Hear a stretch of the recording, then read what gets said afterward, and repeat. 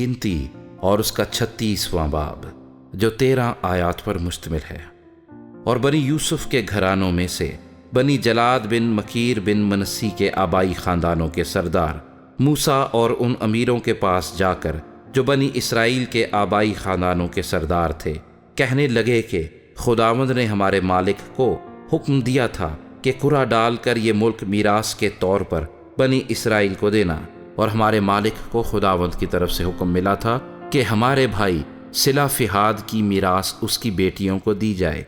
लेकिन अगर वो बनी इसराइल के और कबीलों के आदमियों से ब्याही जाएं तो उनकी मीरास हमारे बाप दादा की मीरास से निकलकर उस कबीले की मीरास में शामिल की जाएगी जिसमें वो ब्याही जाएंगी। यूं वो हमारे कुरे की मीरास से अलग हो जाएगी। और जब बनी इसराइल का साले युबली आएगा तो उनकी मीरास उसी कबीले की मीरास से मुल्हिक की जाएगी जिसमें वो ब्याही जाएंगी। यूं हमारे बाप दादा के कबीले की मीरास से उनका हिस्सा निकल जाएगा। तब मूसा ने खुदावंद के कलाम के मुताबिक बनी इसराइल को हुक्म दिया और कहा कि बनी यूसुफ के कबीले के लोग ठीक कहते हैं। सो सिला फिहाद की बेटियों के हक में खुदावंद का हुक्म यह है कि वो जिनको पसंद करें उन्हीं से ब्याह करें, लेकिन अपने बाप दादा के कबीले ही के खानदानों में ब्याही जाएं। यूं बनी इसराइल की मीरास एक कबीले से दूसरे कबीले में नहीं जाने पाएगी, क्योंकि हर इसराइली को अपने बाप दादा के कबीले की मीरास को अपने कब्जे में रखना होगा।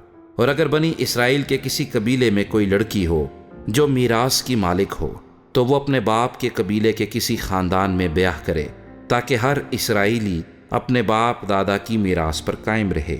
यूं किसी की मीरास एक कबीले से दूसरे कबीले में नहीं जाने पाएगी, क्योंकि बनी इसराइल के कबीलों को लाजिम है कि अपनी अपनी मीरास अपने अपने कब्जे में रखें। और सिला फिहाद की बेटियों ने जैसा खुदावंद ने मूसा को हुक्म दिया था वैसा ही किया, क्योंकि महला और तिरजा और हुजला और मलिका और नुआ जो सिला फिहाद की बेटियां थीं वो अपने चचेरे भाइयों के साथ ब्याही गईं, यानी वो यूसुफ के बेटे मनस्सी की नस्ल के खानदानों में ब्याही गईं, और उनकी मीरास उनके आबाई खानदान के कबीले में कायम रही।